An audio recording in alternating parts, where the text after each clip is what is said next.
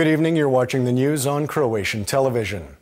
Serbian President Aleksandar Vucic wrapped up his visit to Croatia today by attending an assembly of the Serb National Council. Also in attendance was Croatian President Kolinda Grabar-Kitarović. Earlier in the day, Vucic said that during his visit he recognized an honest desire on the part of the Croatian leadership to improve bilateral relations. Shortly, I will send an invitation to President Grabar-Kitarović to visit Belgrade before the summer, or if she prefers, Subotica, Novi Sad, Sombor, or any other place in Serbia. And I think that by then we will already have tangible results regarding the issues we discussed. These are concrete issues that deal with the future of these people, be they Serbian or Croatian. I am confident that both will see progress, and I am very pleased because of this. Meanwhile, Prime Minister Andrej Plenković today commented on the substance of yesterday's talks with Vucic. From today's perspective, the development of relations with neighboring countries is extremely important. We have to resolve in their entirety issues that are on the agenda. For this reason, the issues we discussed yesterday in the government building covered not only the new EU enlargement strategy, the situation in the region and economic cooperation, but also those issues that remain from before. And they are the issue of those still missing from the homeland war, the border issue, war reparations, the protection of minority rights, the issue of succession, and the return of cultural works stolen during the war. Our numerous officials, from those leading the Council for Minorities between the two countries, and those who are leading talks on the border issue, to those leading the coordination for unresolved issues, must resolve all of these matters in the period ahead of us. In Parliament today, opposition MPs voiced their displeasure with the President's decision to invite Vucic to Croatia and then block any attempt to address the issue of an apology for the Serbian aggression or war reparations.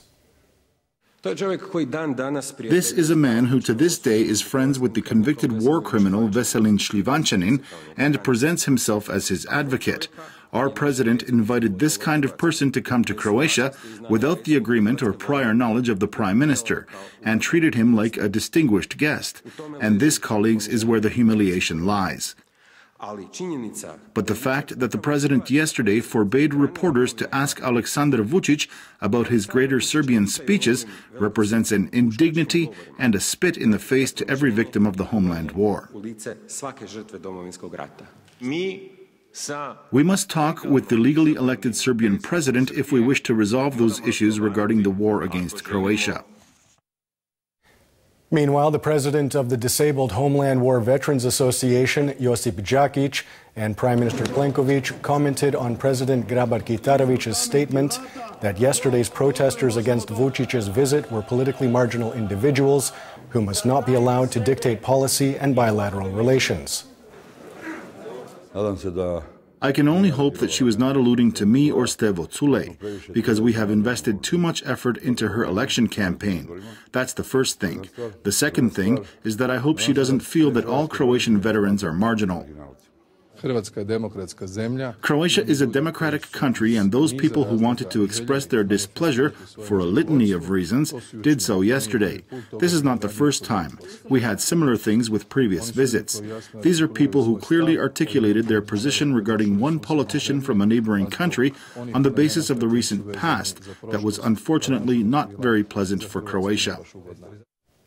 The Human Rights House organized a roundtable today on the issue of those still missing from the Serbian aggression. Representatives from human rights NGOs and the Interior and Veterans Affairs ministries once again reiterated that as time passes, it is increasingly more difficult to find the remains of those still listed as missing from the homeland war. We have not received any data regarding the requests we have presented to Interpol and Serbia. They have turned a deaf ear to those requests. I believe that our cooperation should be at a much higher level, and I hope that in the future it will be. After the U.S. ambassador to Croatia, Robert Kohorst, announced that Washington does not want a Russian company to buy a stake in the INA oil and gas company, saying that Russia was a disruptive factor in the region, the Russian ambassador to Croatia, Anvar Azimov, issued a statement saying that he was surprised and saddened by his statement. Prime Minister Plenković also weighed in on the issue. The statement is yet another example of America's policy of unfair competition, interfering in the internal matters of other countries, and breaching of the principles of the free market economy.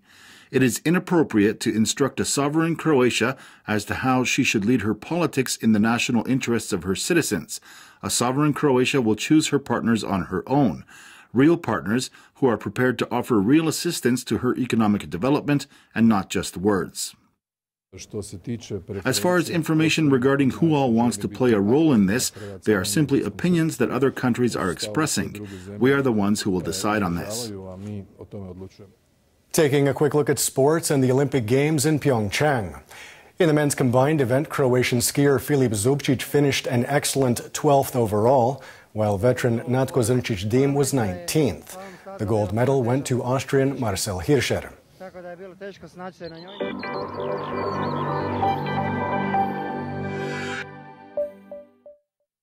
And now the forecast for tomorrow. Intermittent sleet and snow in the east of the country and in mountainous regions in the morning. Western and northern reaches of the interior will see some sunny spells in the afternoon. Partly sunny and predominantly dry on the coast. There will be a moderate to strong northeasterly on the Adriatic. Expect gale-force gusts at the foot of the Velebit mountain in the evening. Southern and central parts of the coast will see a northwesterly in the first half of the day.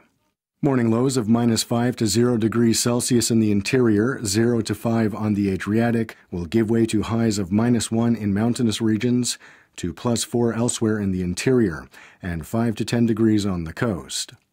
The 3-day forecast for the interior calls for more sun and stable weather. Cloud cover is expected to move in on Saturday. There will be some morning fog, especially on Friday and Saturday, when it could linger on into the day. Expect colder mornings and slightly warmer days.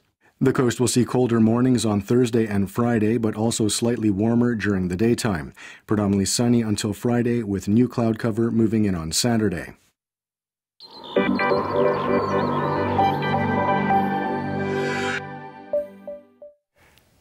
And that wraps up the news. Be sure to join us again tomorrow night.